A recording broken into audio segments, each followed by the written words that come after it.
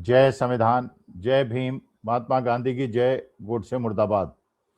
देखिए, किसी भी क्षेत्र में, चाहे वो एडमिनिस्ट्रेशन का क्षेत्र हो, चाहे राजनीति का क्षेत्र हो या सामाजिक स्थिति का क्षेत्र हो, जो आदमी की इमेज होती है और जो आदमी का व्यक्तित्व होता है, उससे अगर ओवर ब्रांडिंग करके, अगर उसमें बहुत ज्यादा संशोधन करके और ब्रांडिंग के माध्यम से अपनी इमेज को दूसरी तरफ ले जाने का प्रयास किया जाए तो कितना ज्यादा नुकसानदायक ये होता है, ये आज के राजनीतिक परिवेश से सिद्ध हो रहा है।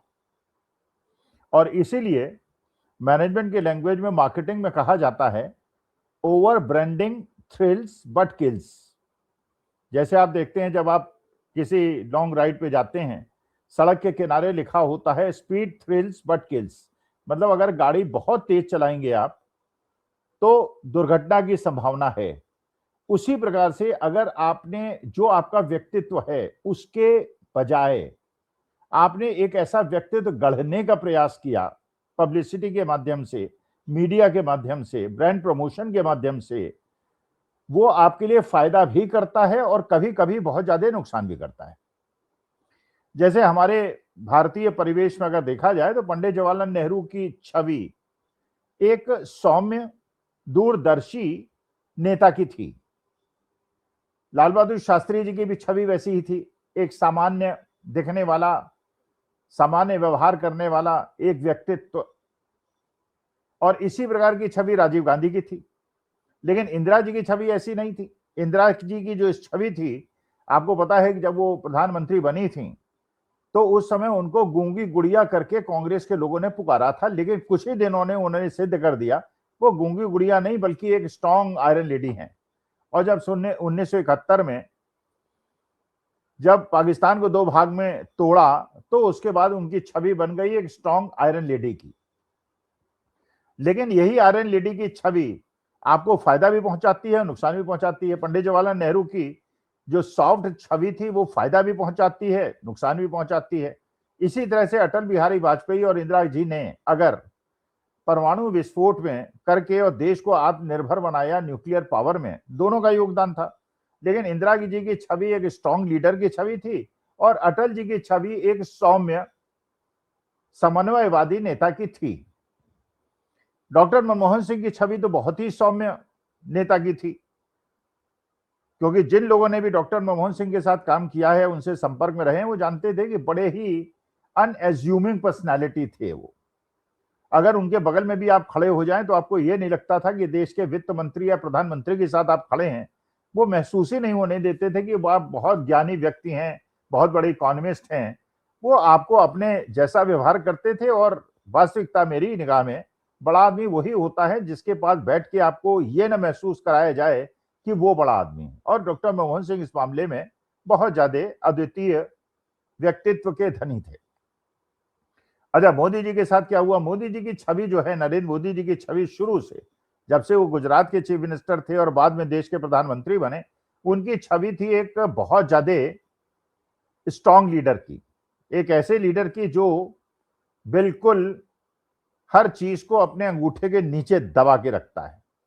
चाहे वो 2002 के दंगे गुजरात के अंदर हों, चाहे उसके बाद देखा जैसे उन्होंने किसानों के आंदोलन को हैंडल किया, फिर उसके बाद आपने देखा कि वो दूसरी बात है कि उनकी जो छवि जब अमेरिका में जाते हैं तो अलग प्रकार की होती है। जब हमारे चीन के राष्ट्रपति हमारे देश के अंदर आते हैं, झूला झुलाते समय, उन्हें चाय पिलाते समय उनकी दूसरी छवि दिखाई पड़ती है।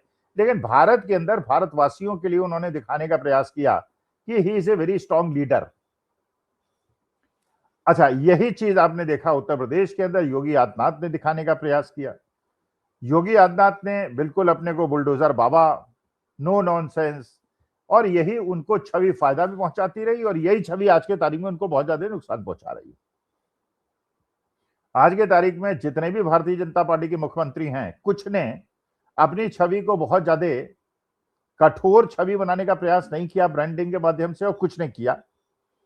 जैसे आपने देखा कि बिहार के अंदर सम्राट चौधरी ने भी योगी आदित्यनाथ की नकल करने की कोशिश की। बंगाल के अंदर शुभेंदु अधिकारी को अभी आए हुए ही 4-5 महीने हुए हैं, लेकिन उन्होंने भी वही छवि बनाने की कोशिश की।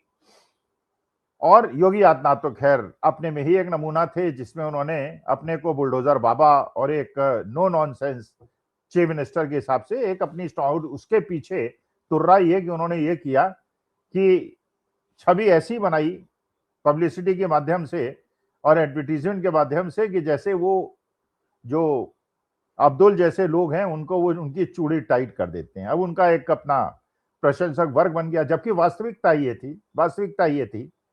आपको याद होगा जब अखिलेश यादव मुख्यमंत्री थे उत्तर प्रदेश के, और जब बहुत सारे केसेस योगी आदित्यनाथ पे लगे हुए थे, उस समय योगी आदित्यनाथ पार्लियामेंट के अंदर रोए थे, क्योंकि अखिलेश यादव के केसेस से वह ज्यादा मानसिक रूप से परेशान हो गए थे। तो वास्तविकता यह है, जितना वो दिखाने की कोशिश करते हैं कि उनकी छवि बहुत स्ट्रांग है और बड़े स्ट्रांग लीडर हैं और बिल्कुल न डरते हैं न डराते हैं, लेकिन डरते तो है, डराते जरूर है लेकिन डरते भी हैं।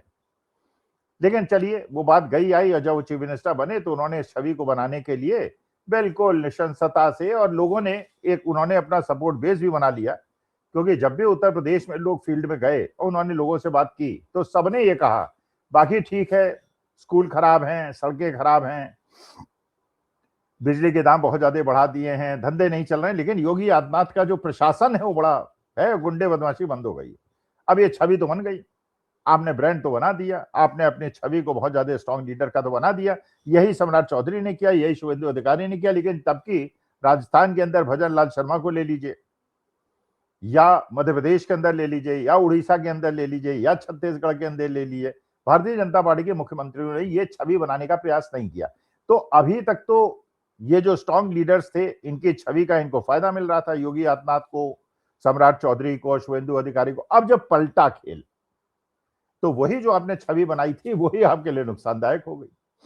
आज के तारीख में देखिए हो रहा है, यही अमित शाह साहब के साथ हुआ। अमित शाह साहब ने भी अपनी बड़ी लीडरशिप एक स्ट्रॉन्ग लीडर की बनाई थी, जैसे बिल्कुल सरदार पटेल के पुनर्जन्म हो और वो चाणक्य हो, तो ऐसा छवि बनाई थी। लेकिन जो ये घटना घटी जंतर मंतर की, और उसके पहले जो छात्र आंदोलन हुआ और जिसमें धर्मेंद्र प्रधान का इस्तीफा से ही वो मांग शुरू हो गई थी, और उसके बाद 20 तारीख को जो स्ट्रॉन्ग लीडर की छवि बनाने के लिए जिस प्रकार से जनजी के साथ अत्याचार हुआ, दमन हुआ और पीटा गया, वो सारी चीजें आपने देखी। लेकिन उससे वो छवि को तो आगे बढ़ाने का उनको प्रयास किया था, क्योंकि अमित शाह साहब के पास ये मौका ही नहीं था कि अपनी छवि को सॉफ्ट बनाए रखते। अगर सॉफ्ट बनाए रखते तो शायद उनको ज्यादा फायदा हो गया होता।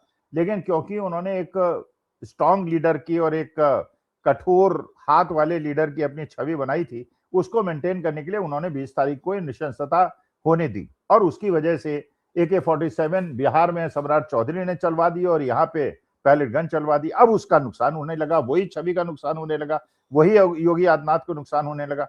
भाई देखिए, आप देख रहे हैं कि जो पेपर लीक के मसले हैं ये झारखंड में भी उठ रहे हैं, मध्य प्रदेश में भी उठ रहे हैं, राजस्थान में भी उठ रहे हैं, उत्तर प्रदेश में भी उठ रहे हैं, बिहार में भी उठ रहे हैं, हर जगह उठ रहे हैं। लेकिन जहां जहां मुख्यमंत्रियों ने अपनी इमेज को बहुत ज्यादा बुलडोजर बाबा की छवि का बनाया था, उनको ज्यादा नुकसान हो रहा है। देखिए सम्राट चौधरी की क्या स्थिति हो गई। सम्राट चौधरी का वहां पे जब ये बांकीपुर का चुनाव हुआ तो उनका कैंडिडेट जो आज 30 साल से कभी चुनाव नहीं हारा था भारतीय जनता पार्टी का, वो चुनाव हार गया।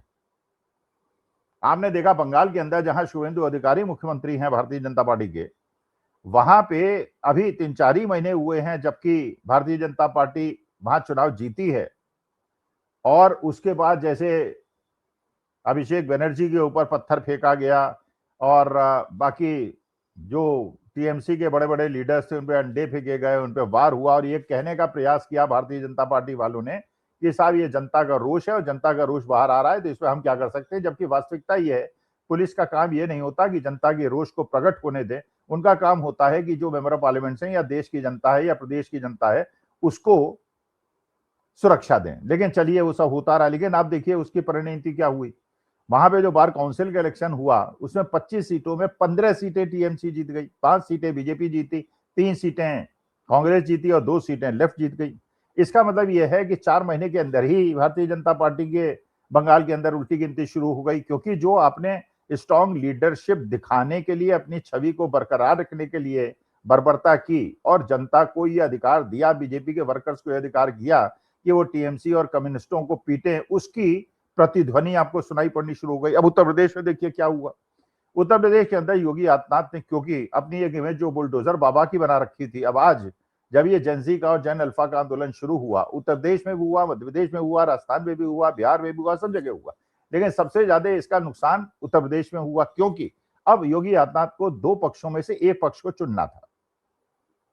या तो जेनजी को, जैन अल्फा को सॉफ्टली डील करें, दूसरा जेनजी और जैन अल्फा को स्ट्रांगली डील करें, बहुत निशंसता से डील करें। अब सवाल यह है, अगर सॉफ्टली डील करते हैं तो मानी बात है जो उन्होंने इमेज बनाई है पिछले 10 साल के अंदर के बड़े स्ट्रांग लीडर हैं और बड़े कठोर नेता हैं और नॉनसेंस नहीं सहते हैं, अगर पुलिस से या एडमिनिस्ट्रेशन से ये छोटे छोटे बच्चे अपनी मांगे पूरी करा लें, वो छवि का नुकसान होता है कि मैं बड़ा स्ट्रांग लीडर हूं। क्योंकि मानी बात है, जब एक बार सफलता मिलेगी, जैसे उज्जैन के अंदर बच्चों को सफलता मिल गई, जो स्कूल शिफ्ट हो रहा था नहीं हुआ, तो बच्चों में उत्साह बढ़ता है और ये उत्साह देख देख के बाकी स्कूल वाले भी प्रशासन से और पुलिस अधिकारियों से और शिक्षा विभाग से ये मांग करेंगे कि स्कूल की बिल्डिंग ठीक हो, टॉयलेट्स ठीक हो, प्लेग्राउंड हो, टीचर क्लास पे आए।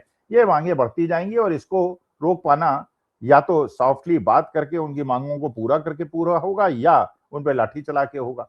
अच्छा, ये आपने देखा कि उत्तर प्रदेश के अंदर छोटे छोटे 12-13 साल के बच्चों के ऊपर वहां पे दरोगा जी ने किस प्रकार का लात मार के उनको भगाने का प्रयास किया और वीडियो आजकल जानने में हर जगह बनते हैं, पूरे देश के अंदर वो प्रचारित हो गया।